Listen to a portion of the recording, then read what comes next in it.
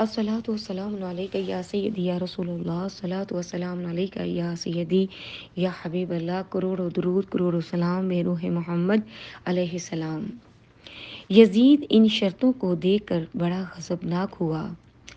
عمر بن سعد جو ساری فوجوں کا سالار تھا، اس کو لکھا کہ تجھ کو ثالث یا حاکم بنا کر نہیں بھیجا کہ تو حسین علیہ السلام کے درمیان صلح کی صورتیں سوچے۔ میں نے تجھے بھیجا ہے کہ وہ بیعت کر لیں یا لڑو۔ تم صلح کی تدبیریں بنا رہے ہو۔ میرا آخری فیصلہ یہ ہے، اگر وہ بیعت نہیں کرتے پھر ان کے ساتھ لڑو، ان کا سر کاٹ کر میرے پاس بھیج دو۔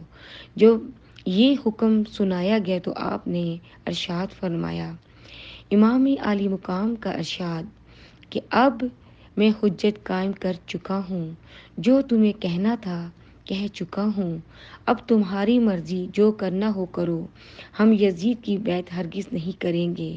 انہوں نے کہا کہ لڑنے کے لیے تیار ہو جاؤ، جو تم سے ہو سکے گا تم کرو، جو ہم سے ہو سکے گا ہم کریں گے۔ اب ان کے ارادے اتنے خطرناک صورت اختیار کر گئے۔ 7 محرم کی تاریخ۔ انہوں نے محرم کی 7 تاریخ سے آپ پر اور آپ کے تمام رفقا پر نہر فرات کا پانی بھی بند کر دیا۔ 4000 آدمی نہر فرات پر متعین کر دیے، 2000 پیادے، اور حکم دے دیا کہ ان کو ایک پانی کی بوند بھی نہ دی جائے۔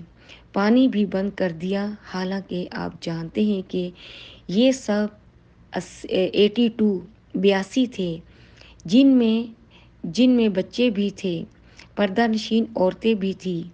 آپ سن کر حیران ہوں گے، ان کا مقابلہ کرنے کے لیے 22,000 افراد آ چکے۔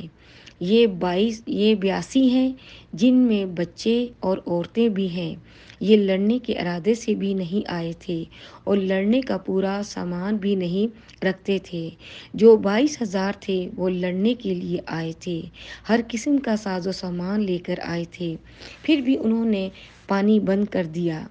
اگر یہ پانی پی کر لڑتے رہے تو شاید ہم 22,000 ہو کر بھی ان پر غلبہ حاصل نہیں کر سکتے۔ پانی بند کر دیا گیا۔ ظلم پر ظلم کرتے رہے۔ پانی بھی ان کا بند کیا جو ساقی کوثر کے نواسے ہیں۔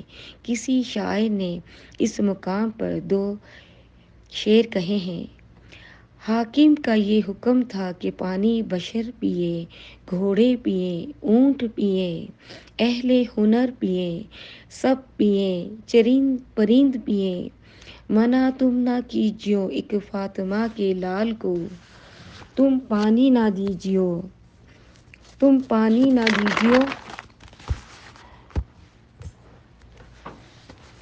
جس نہر فرات کا پانی سب پی رہے تھے، کافر و مشرک بھی پینے کی اجازت تھی۔ چرند و پرندوں تک کو پینے کی اجازت تھی۔ اس نہر فرات کا پانی بند کیا گیا تھا جو امام حسین علیہ السلام پر جو ساقی کوثر کے نواسے ہیں۔